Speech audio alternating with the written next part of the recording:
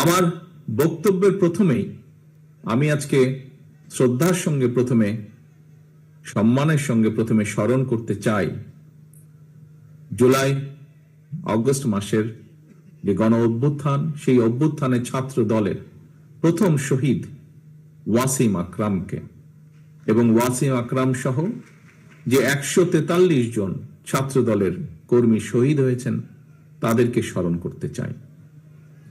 আমি একই সাথে আজকের এই 46তম প্রতিষ্ঠা বার্ষিকীতে স্মরণ করতে চাই বিগত 15 বছর ধরে স্বৈরাচার বিরোধী আন্দোলনে ছাত্র দলের যে সকল সহকর্মীবৃন্দ শহীদ হয়েছেন,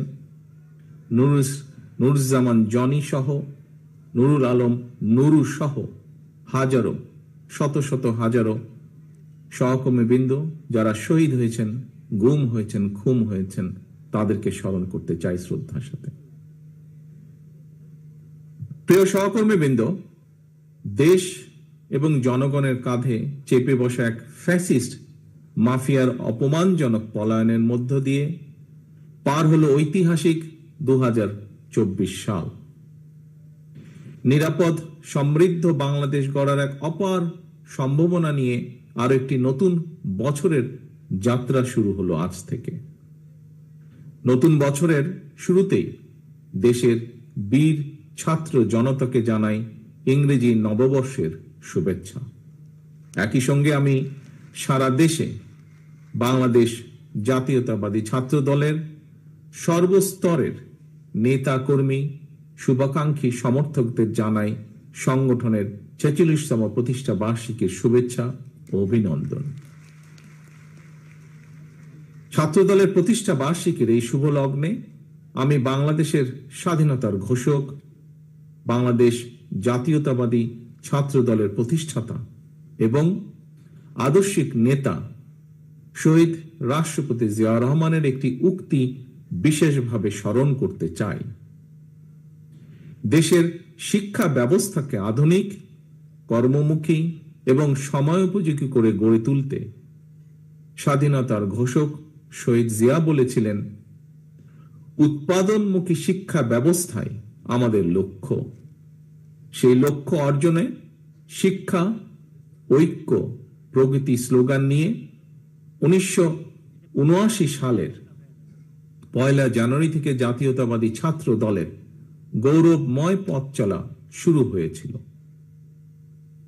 আজকের যারা আলোচক বৃন্দ ছিলেন, বিশেষ করে জাতীয়তাবাদী ছাত্র দলের যে সকল নেতৃবৃন্দ এখানে বক্তব্য রেখেছেন, সবার বক্তব্য থেকে একটি কথা বেরিয়ে এসেছে, সেটি হলো নানা চড়াই উতরাই পেরিয়ে বাংলাদেশ জাতীয়তাবাদী ছাত্র দল বর্তমানে দেশের ছাত্র সমাজের সবার কাছে জনপ্রিয় সংগঠনে পরিণত হয়েছে।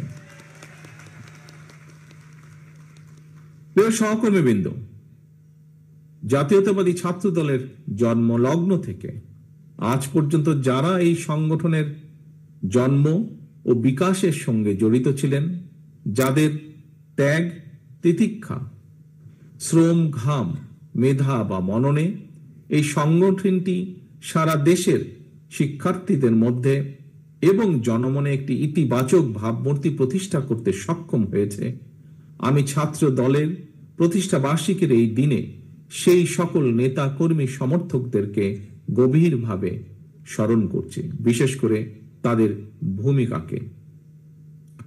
ছাত্রদলের প্রিয় ভাই ও বোনেরা, হাজারো ছাত্র জনতার সীমাহীন আত্মত্যাগ আর তেজদীপ্ত সাহসী ভূমিকার কারণে মাফিয়া চক্রের পলায়ন এবং পতনের পর বর্তমানে বাংলাদেশ আবার এক বিপুল সম্ভাবনার দ্বার প্রান্তে দাঁড়িয়েছে।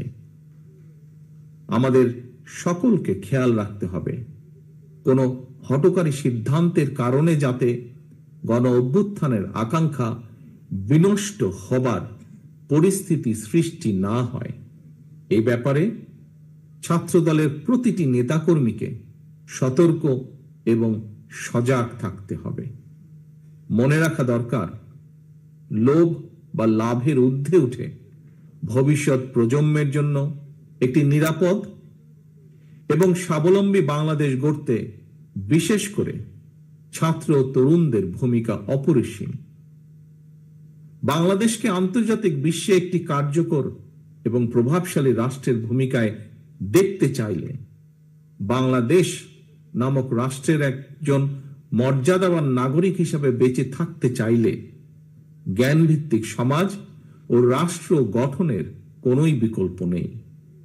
সুতরাং প্রিয় ছাত্র দলের ভাই বোনেরা, তোমাদেরকে অবশ্যই মনে রাখতে হবে, শিক্ষার্থীরাই জ্ঞানভিত্তিক রাষ্ট্র ও সমাজ গঠনের প্রধান হাতিয়ার। রাষ্ট্র এবং রাজনীতি সম্পর্কে শিক্ষার্থীদের অবশ্যই সচেতন থাকতে হবে।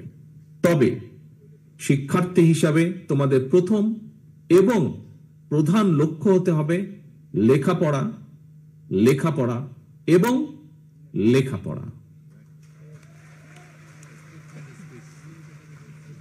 প্রিয় ছাত্রছাত্রী ভাই বোনেরা, দেশকে তাবেদার রাষ্ট্রে পরিণত করে রাখতে পলাতক স্বৈরাচার গত ১.৫ দশকে দেশের রাষ্ট্র ব্যবস্থা, শিক্ষা ব্যবস্থা প্রায় ধ্বংস করে দিয়েছিল। এটি ছিল দেশকে অকার্যকর রাষ্ট্রে পরিণত করা একটি সুদূর প্রসারী ষড়যন্ত্রের অংশ। পলাতক স্বৈরাচার গত ১.৫ দশকে ধর্ম বর্ণ নির্বিশেষে সকল শ্রেণী পেশার মানুষ তথা ছাত্র, শিক্ষক, কৃষক, শ্রমিক, দিনমজুর, নারী, শিশু, আবাল, বৃদ্ধ, বনিতা প্রত্যেকের গণতান্ত্রিক রাজনৈতিক অধিকার কেড়ে নিয়ে দেশ এবং জনগণের স্বার্থের বিরুদ্ধে অবস্থান নিয়েছিল। ফলে ব্যক্তি থেকে সংগঠন তথা বাংলাদেশের পক্ষের প্রতিটি রাজনৈতিক দলের সামনেই দেশ এবং জনগণের কল্যাণে নেওয়া তাদের নিজ নিজ রাজনৈতিক আদর্শ, লক্ষ্য কিংবা কর্মসূচি বাস্তবায়নের পলাতক স্বৈরাচারী ছিল প্রধান বাধা। এ কারণে ৫২-এর ভাষা আন্দোলন, ৭১-এর মুক্তিযুদ্ধ কিংবা ৯০-এর স্বৈরাচার বিরোধী আন্দোলনের মতোই ২০২৪ সালের জুলাই আগস্টে ছাত্র জনতার নেতৃত্বে গড়ে ওঠা ফ্যাসিস্ট মাফিয়ার পতন আন্দোলনে দল মত নির্বিশেষে সবাই ঝাঁপিয়ে পড়েছিল। ছাত্র জনতার রক্তক্ষয়ী আন্দোলনে মাফিয়া স্বৈরাচার দেশ ছেড়ে পালিয়ে যেতে বাধ্য হয়েছে। অবশেষে মাফিয়া প্রধানের পালিয়ে যাবার পর প্রতিটি রাজনৈতিক দলের সামনেই এবার জনগণের কাঙ্ক্ষিত একটি বৈষম্যহীন গণতান্ত্রিক মানবিক দেশ গড়ার পালা। এই লক্ষ্য বাস্তবায়নের উদ্দেশ্যে রাজনৈতিক দলগুলো এখন জনগণের সামনে যার যার দলীয় আদর্শ, কর্মসূচি উপস্থাপন করবে, জনগণের সমর্থন আদায়ের চেষ্টা করবে। এটি গণতান্ত্রিক রীতি, গণতান্ত্রিক বিশ্বের স্বাভাবিক ও স্বতঃসিদ্ধ নিয়ম। এমন অবস্থায় কোন কোন মহল থেকে সংস্কার নাকি নির্বাচন এই ধরনের জিজ্ঞাসাকে বিএনপি, বাংলাদেশ জাতীয়তাবাদী দল তথা দেশপ্রেমিক সকল মানুষ, সকল রাজনৈতিক দল স্রেফ অসৎ উদ্দেশ্য প্রণীত কূট তর্ক বলেই বিবেচনা করে। বরং আমাদের দল বিএনপি মনে করে রাষ্ট্র, রাজনীতি এবং রাজনৈতিক দলের গুণগত পরিবর্তনের জন্য সংস্কার এবং নির্বাচন উভয়ই প্রয়োজন। বিদ্যমান ব্যবস্থাকে সময়োপযোগী করতে সংস্কার একটি অনিবার্য ধারাবাহিক প্রক্রিয়া। একইভাবে গণতান্ত্রিক ব্যবস্থাকে টেকসই এবং প্রাতিষ্ঠানিক রূপ দিতে নির্বাচনই সবচেয়ে বেশি গুরুত্বপূর্ণ ও কার্যকর পন্থা। নির্বাচনের মাধ্যমেই জনগণ ভোটের অধিকার প্রয়োগের যে সুযোগটি পায়, যেটি রাষ্ট্র জনগণের রাজনৈতিক ক্ষমতা নিশ্চিত করে। প্রিয় সহকর্মীবৃন্দ, বিএনপি মনে করে রাষ্ট্রে জনগণের রাজনৈতিক এবং অর্থনৈতিক ক্ষমতা নিশ্চিত করা না গেলে গণতন্ত্র, মানবাধিকার কিংবা পুঁথিগত সংস্কার শেষ পর্যন্ত কোনো কিছুই টেকসই হয় না। অন্তর্বর্তীকালীন সরকার বেশ কিছু গুরুত্বপূর্ণ বিষয় সংস্কার কার্যক্রম হাতে নিয়েছে।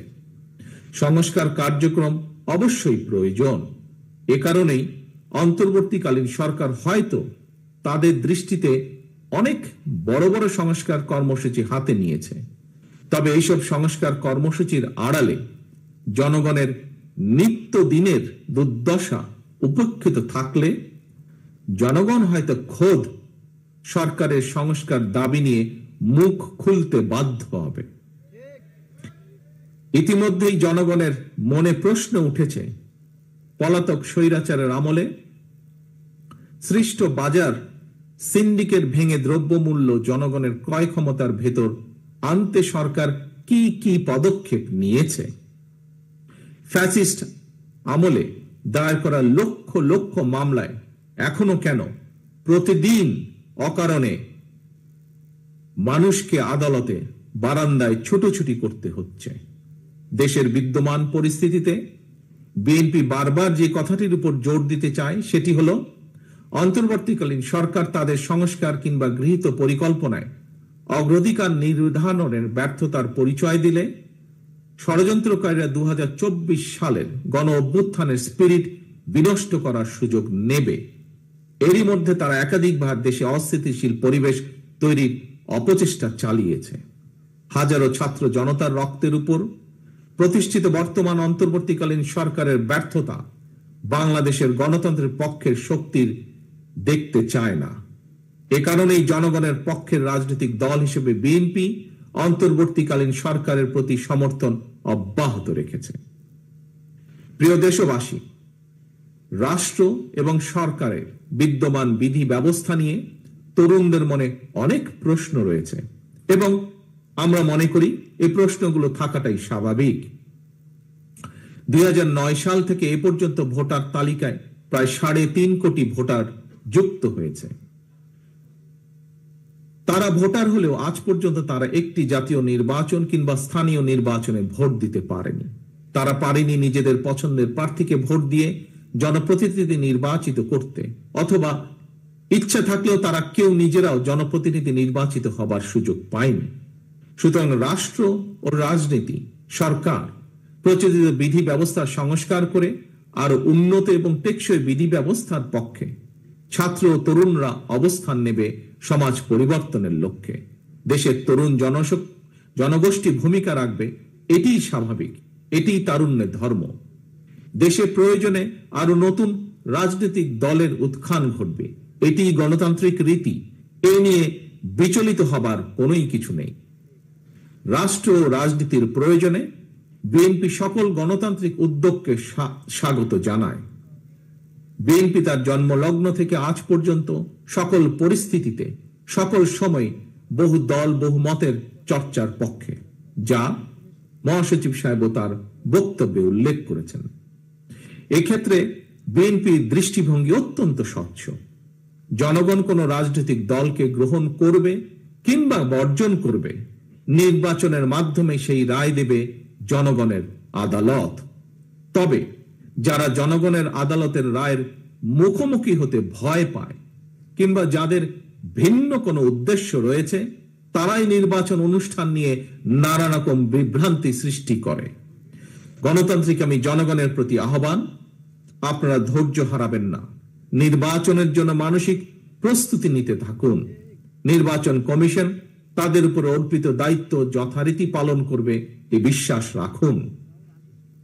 বিএনপির নেতাকর্মী সমর্থকদের প্রতি আহ্বান জানিয়ে বলতে চাই, আপনারা অপপ্রচারে বিভ্রান্ত হবেন না, বরং সতর্ক থাকবেন। নিজেরা এমন কোনো কাজে সম্পৃক্ত হবেন না যাতে কেউ অপপ্রচারের সুযোগ পায়। নিজেদেরকে জনগণের আস্থায় রাখুন। জনগণের আস্থায় রাখার জন্য সর্বোচ্চ চেষ্টা করুন। সর্বশেষে 46তম ছাত্র দলের প্রতিষ্ঠা বার্ষিকীর এই শুভ লগ্নে সারা দেশে জাতীয়তাবাদী ছাত্র দলের নেতা কর্মী সমর্থকদের প্রতি আহ্বান জানিয়ে বলবো, লেখাপড়ার পাশাপাশি তোমরা নিজেদেরকে জনকল্যাণমূলক কার্যক্রমের সঙ্গে সম্পৃক্ত রাখো। শিক্ষা প্রতিষ্ঠানে নিজেদেরকে একজন আদর্শ শিক্ষার্থী হিসাবে গড়ে তুলতে সচেষ্ট হও। শিক্ষার্থী কিংবা অভিভাবক, আমাদের প্রত্যেকের মনে রাখা জরুরি, আজকের শিক্ষার্থীরাই আগামীর বাংলাদেশ। সুতরাং শিক্ষার্থীদেরকে শিক্ষা দীক্ষায়, জ্ঞানে বিজ্ঞানে সমৃদ্ধ করা না গেলে নিশ্চিতভাবেই হয়তো আবারও পথ হারাবে আমাদের প্রিয় বাংলাদেশ।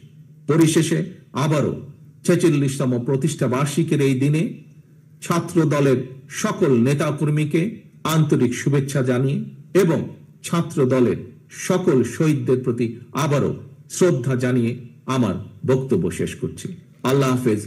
বাংলাদেশ জিন্দাবাদ। বাংলাদেশ জাতীয়তাবাদী দল জিন্দাবাদ।